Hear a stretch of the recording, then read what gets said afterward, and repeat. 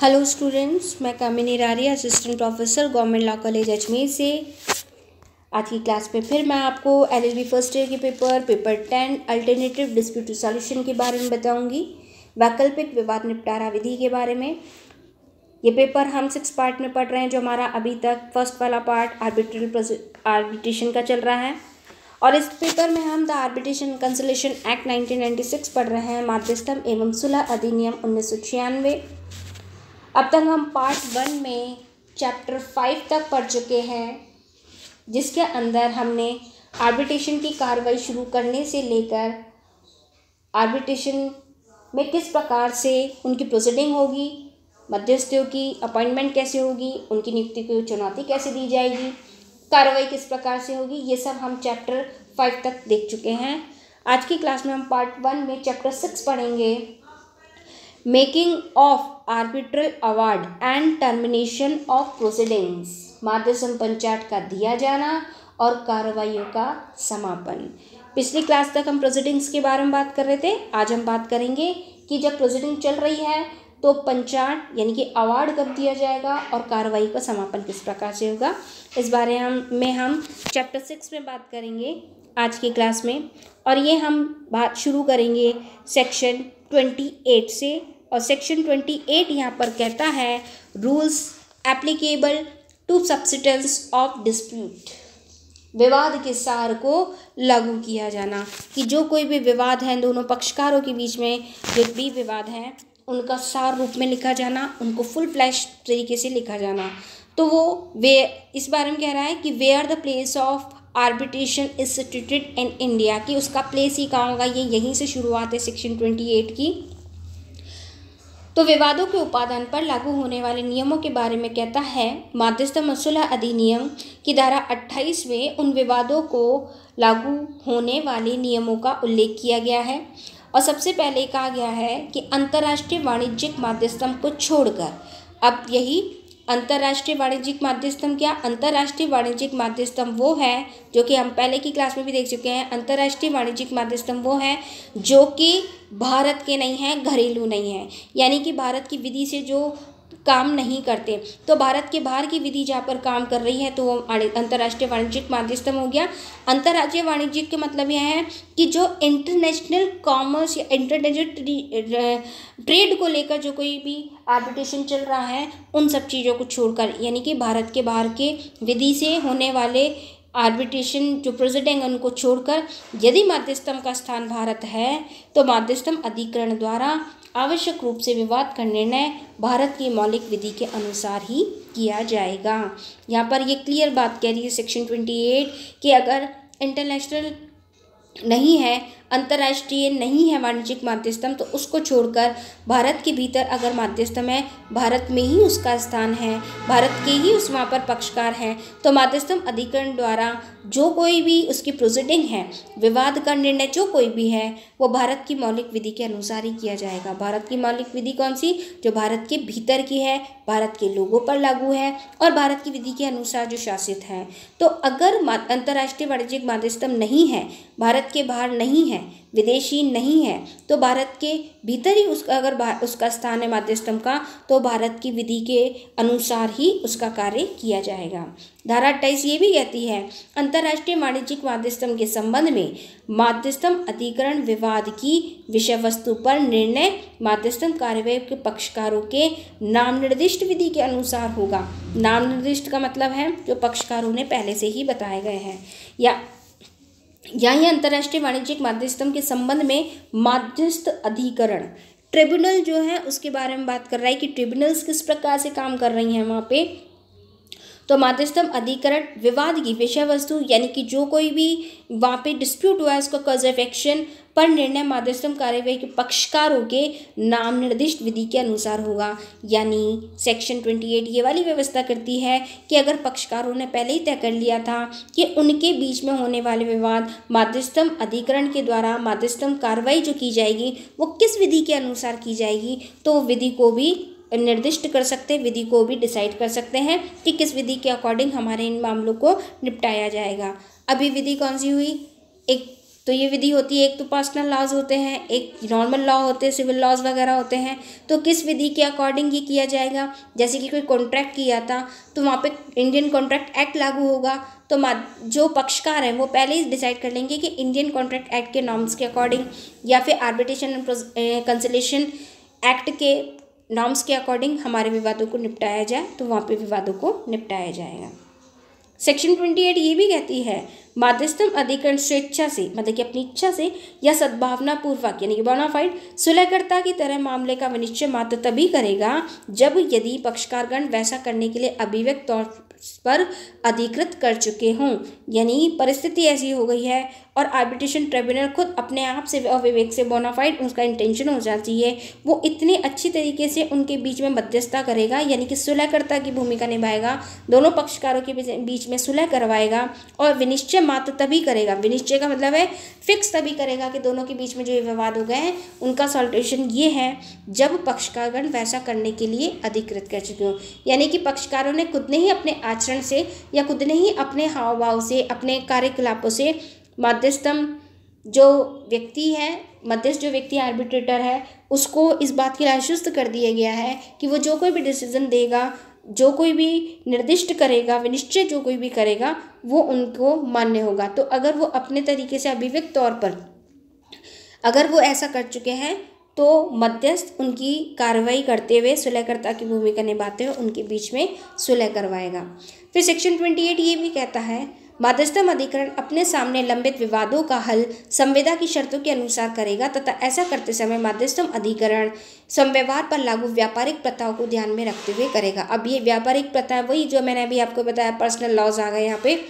कि उनके सामने जो लंबित विवाद का जो कोई भी हल है वो संविदा की शर्तों के अनुसार, जो मैंने अभी भी आपको बताया कि अगर दोनों पक्षकारों के बीच में कोई संविदा हुई थी तो संविदा की शर्तों के अनुसार, और अगर उन दोनों के बीच में इस तरह का कोई मामला था, इस तरह की कोई बात थी जो कि वहाँ के पर्सनल लॉ के अनुसार, व्यापारिक प्रथाओं के अनुसार होना है, तो मध्यस्थ जो व्यक्ति मध्यस्थ है, जो उन दोनों के बीच में मध्यस्थता करके उनके विवादों को निपटा रहा है, वो संविदा की शर्तों के अनुसार या व्यापारिक प्रथाओं के अनुसार जैसा भी होगा, दोनों ही पक्षकारों के मामलों को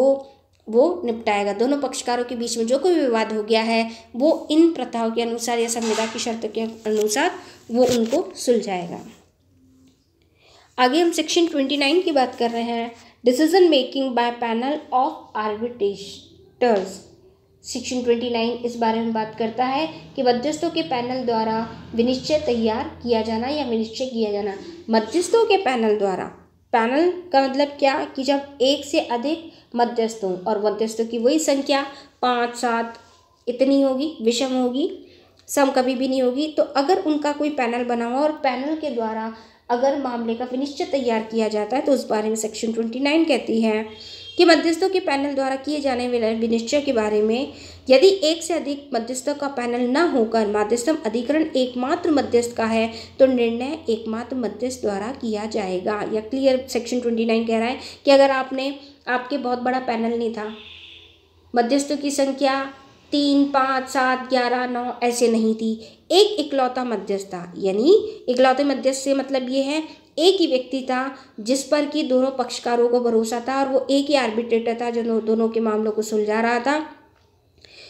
तो वो एक ही अकेला, वो एक ही मध्यस्थ निर्णय एकमात्र वही मध्यस्थ करेगा। यदि मध्यस्थम अधिकरण पैनल द्वारा गठित है यानी कि एक से अधिक है तो बहुमत की राय का निर्णय मान्य होगा, वही 3, 5, 7 जो भी है तो उससे बहुमत होगा, क्योंकि इकलौते में तो एकल जो मध्यस्थ है उसके लिए तो बहुमत की आवश्यकता नहीं, एकल मध्यस्थ जो कोई भी डिसीजन देगा वो मान्य होगा। परंतु एक से अधिक है तो बहुमत की राय मान्य होगी। यदि पक्षकार अपने प्रतिकूल करार करते हैं तो ये नियम प्रभावी नहीं होगा, क्योंकि धारा 29 में ये भी कहा गया है कि पक्षकार इसके प्रतिकूल करार करने के लिए स्वतंत्र है तथा वे करार कर सकते हैं कि पैनल की अध्यक्षता कर रहे मध्यस्थ की राय स्वीकार्य होगी। लेकिन अगर दोनों पक्षकारों ने पहले करार कर लिया हो कि भाई चाहे पैनल कितने सारों का हो, 9 का हो, 11 को हो, 21 का हो, कितने का भी हो, लेकिन इस यहाँ पर जो मेन अध्यक्षता कर रहा है उसकी राय स्वीकार्य होगी तो वह ऐसा करार कर सकते हैं। मध्यस्थों के पैनल द्वारा विनिश्चय के समय सभी मध्यस्थों की एक स्थान पर उपस्थिति आवश्यक नहीं है। पैनल द्वारा विनिश्चय जो कोई भी डिसीजन हो गया है आज उसको बताना है तो सबकी उपस्थिति हो ऐसा आवश्यक नहीं है, अर्थात वे अपना निर्णय टेलेक्स, टेलीफोन, फैक्स आदि आधुनिक संचार माध्यमों द्वारा प्रेषित कर सकते हैं। अगर उनका जो कोई भी निर्णय है, बाकी बहुत सारे लोग हैं उसके अंदर, तो वो टेलीफोन, फैक्स या ईमेल, टेलेक्स जो कोई भी आधुनिक सुविधाएं हैं उसके माध्यम से दे सकते हैं। प्रक्रिया संबंधी अगर कोई प्रश्न है, क्वेश्चन ऑफ प्रोसीजर का है, तो सभी मध्यस्थों द्वारा सुलझाया जाएगा, या यदि पक्षकारों में करार हो तो मध्यस्थम के पैनल का अध्यक्ष मध्यस्थम प्रक्रिया के प्रश्नों को हल कर सकेगा। प्रक्रिया के प्रश्न को, अगर ऐसी ही कोई बात है प्रक्रिया संबंधी की प्रोसीजर संबंधी कि आपने किस प्रोसीजर को फॉलो किया, अगर ऐसी कोई बात आती है तो अगर ऐसी कोई प्रॉब्लम आ गई तो मध्यस्थम प्रक्रिया के प्रश्न को मध्यस्थम के पैनल के अध्यक्ष द्वारा सॉल्व किया जाएगा, तो वो व्यक्ति सॉल्व करेगा। आगे हम सेक्शन 29 सब क्लॉज ए की बात कर रहे हैं। Time limit for arbitral award की कि the award shall be made within a period of 12 month from the date the arbitral tribunal enters upon the preference. यहाँ समय सीमा के बारे में कहता है कि पंचायत मध्यस्थम अधिकरण द्वारा निर्देश ग्रहण किए जाने की तारीख से 12 मास की अवधि के भीतर किया जाएगा, यानी कि 1 साल के भीतर। पंचायत मध्यस्थम अधिकरण निर्देश ग्रहण किए जाने की तारीख से जो कोई भी उसको मिल गया है 12 मास की अवधि यानी कि 1 साल की अवधि में होगा। लेकिन स्पष्टीकरण है कि इस उपधारा के प्रयोजन के लिए मध्यस्थम अधिकरण के बारे में यह समझ लिया जाएगा कि उसने उस तारीख को निर्देश ग्रहण कर लिया है जिसको यथास्थिति मध्यस्थ या सभी मध्यस्थों ने अपनी नियुक्ति की सूचना लिखित में प्राप्त कर ली है, यानी कि खुद ने लिखित में अगर स्वीकार कर लिया, प्राप्त कर ली तो हो जाएगा। फिर यदि पंचायत यानी कि अवार्ड जो कोई भी डिसीजन दिया है उस तारीख से जिसको मध्यस्थम अधिकरण निर्देश ग्रहण करता है, मध्यस्थम अधिकरण 6 महीने की अवधि में भीतर किया जाता है तो मध्यस्थम अधिकरण उपयुक्त फीस की उतनी रकम प्राप्त करने का हकदार होगा जितनी पक्षकारों के बीच में करार पाई जाए। कि जो कोई भी वो काम कर रहे हैं तो फीस तो लेंगे और फीस जो तय की गई है वो देनी होगी। पक्षकार सम्मति द्वारा यानी कि कंसर्ट से भी पंचायत के लिए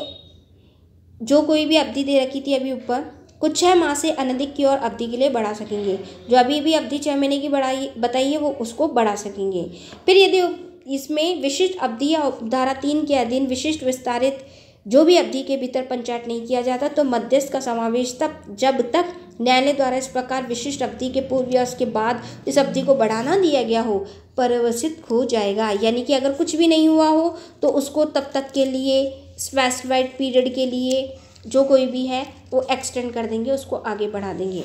परंतु लेकिन यदि इस उपधारा के अधीन अवधि बढ़ाई जाने के समय न्यायालय का निष्कर्ष यह है कि कार्रवाई में विलंब मध्यस्थम अधिकरण के कारण हुआ है या कारण माना जाता है तो ऐसे विलंब के प्रत्येक महीने के लिए मध्यस्थों की फीस में 5% से अनधिक तक की कमी की जाने का आदेश दे सकेगा। यानी कि देरी या प्रॉब्लम जो कोई भी है वो मध्यस्थ के द्वारा हुई है तो उसके अंदर 5% की कमी हो जाएगी। फिर यहाँ पे आगे भी ये कहता है कि ऐसी अवधि का विस्तार किसी भी पक्षकार के आवेदन पर किया जा सकेगा और केवल पर्याप्त कारण होने पर तथा ऐसे विलंब और अन्य शर्तों पर ही जो न्यायालय द्वारा दी जाए मंजूर किया जाएगा। फिर इस विशिष्ट अवधि का विस्तार करते हुए न्यायालय एक या सभी मध्यस्थों को प्रतिस्थापित करने के लिए स्वतंत्र होगा और यदि एक या सभी मध्यस्थों को प्रतिस्थापित किया जाता है तो मध्यस्थन की कार्रवाई उस चरण पे जिस चरण पर वो है पहले से लिखित साक्ष्य और सामग्री के आधार पर जारी रहेगी और इस धारा के अधीन नियुक्त मध्यस्थों के बारे में समझा जाएगा कि उन्हें उक्त साक्ष्य और सामग्री प्राप्त हो गई है। ये प्रोसीजर चलता रहेगा जो अभी भी मैंने आपको बताया। फिर इस धारा में ये भी कह रहा है सेक्शन 29 सब क्लॉज ए में कि मध्यस्थों के नियुक्त किए जाने की दिशा में इस प्रकार गठित मध्यस्थम की कार्रवाई का पूर्व में नियुक्त मध्यस्थम अधिकरण की क्रमगत कार्रवाई समझी जाए। फिर सेक्शन 29 बी ये कहता है 29 ख फास्ट ट्रैक प्रोसीजर के बारे में, त्वरित प्रक्रिया के बारे में, जो इस अधिनियम में विशिष्ट किसी बात के होते हुए मध्यस्थम करार के पक्षकार मध्यस्थम अधिकरण की नियुक्ति के पहले या समय किसी भी चरण में उपधारा जो भी बताई है विशिष्ट प्रक्रिया त्वरित द्वारा अपने विवाद का समाधान करने के लिए लिखित में करार कर सकेंगे। ये फास्ट ट्रैक प्रोसीजर है कि पहले करार कर लो जिससे कि जल्दी से आपका कार्य हो जाए। मध्यस्थम करार के पक्ष का त्वरित प्रक्रिया द्वारा विवाद का समाधान कराने का करार करते समय इस बात के लिए सहमत हो सकते हैं कि मध्यस्थम अधिकरण में ऐसा एकल मध्यस्थ होगा जिसे पक्षकार द्वारा चुना जाएगा। फिर मध्यस्थम की कार्रवाई के संचालन के समय मध्यस्थम अधिकरण पक्षकारों द्वारा फाइल किए गए लिखित बातें कथन, दस्तावेज, निवेदन के आधार पर विवाद का विनिश्चय मौखिक सुनवाई के बिना भी कर सकेगा। मध्यस्थम अधिकरण को पक्षकारों से उनके द्वारा फाइल किए गए दस्तावेजों के या जो कोई भी उन्होंने कथन किए उसके अतिरिक्त कोई अतिरिक्त सूचना स्पष्टीकरण मांगने की भी शक्ति होगी। यानी कि जो उन्होंने दे दिए हैं पक्षकारों ने, उसके अलावा भी ट्रिब्यूनल कुछ भी उनसे सूचना मांग सकता है। यदि सभी पक्षकार अनुरोध करें और यदि मध्यस्थम अधिकरण कुछ मुद्दों पर स्पष्ट करने के लिए मौखिक सुनवाई करना जरूरी समझे तो मौखिक सुनवाई की जाएगी। यदि मौखिक सुनवाई की जाती है, मध्यस्थम अधिकरण किसी तकनीकी औपचारिकताओं से अभिमुक्ति प्रदान करेगा और ऐसी प्रक्रिया अंगीकार कर सकेगा जो मामले के शीघ्र निपटाने के लिए जरूरी हो। इस धारा के दिन पंचाट उस तारीख से मध्यस्थम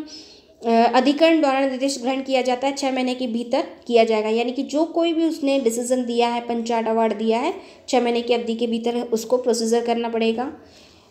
फिर ऐसी कार्रवाई जो कोई भी ये सारी करी गई हैं उनको मध्यस्थम अधिनियम के नियमों के अकॉर्डिंग ही उसकी कार्रवाई पूरी की जाएगी। मध्यस्थ को संदेह फीस या फीस के संदाय की रीति ऐसी होगी जो मध्यस्थ और पक्षकारों के करार के द्वारा पाई जाए और उनको जो कोई भी फीस देनी हो वो उसी प्रकार से दी जाएगी जैसा कि उन दोनों पक्षकारों ने आपस में करार करके फिक्स किया है। तो ये फास्ट ट्रैक प्रोसीजर है, सबसे तेज प्रोसीजर है जिससे कि पक्षकारों के बीच में हुए विवादों को निपटाया जा सके। नेक्स्ट क्लास में सेक्शन 29 से हम आगे बढ़ेंगे। Thank you students.